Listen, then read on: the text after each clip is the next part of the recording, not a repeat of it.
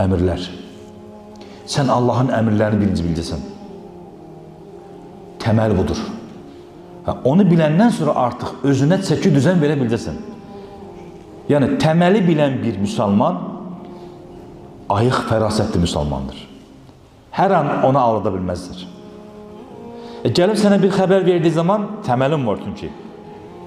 İstər bu əqidədə olsun, istər fiqhdə olsun, biz hər zaman söyləyirik. Baxın, qardaşlar, əziz qardaşlar, bundan hər kəsə kimliyindən asılı olmayaraq xitab edirəm. Heç kimin birinci elminə görə yox. Dərs aldığınız, dinlədiyiniz insanın birinci onun təqvasına baxın. Allanmayın, şeytan da çox şey bilirdi. Bu dəqiqə elə aldadırlar ki insanları.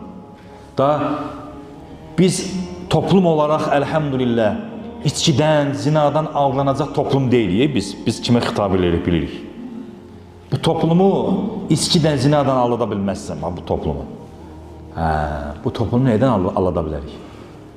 Quranı yanlış təfsir verməkdən, hədisi şəriflərin nüzuluna baxmamaqdan aldatmaq olar. Ona görə təməli güclü olsun. Öncə şəriətdir.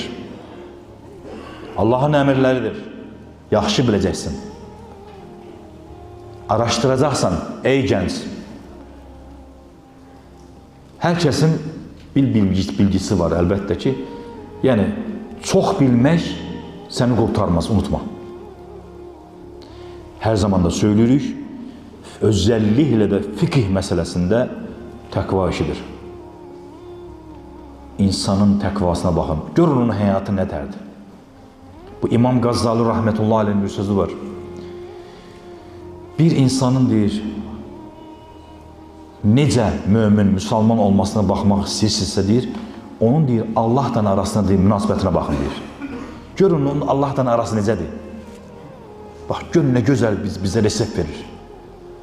Baxın deyir, görün onun Allah'tan arası necədir?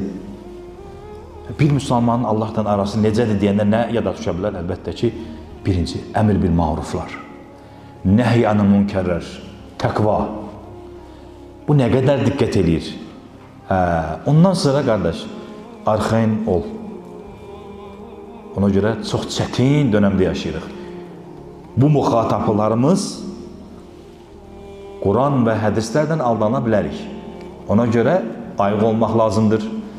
Bu müxataplarımız zina ilə, içkidən heç kim azdıra bilməz. Məscidin içinə girənlər işin qaymaqlarıdır misalı. Elhamdülillah.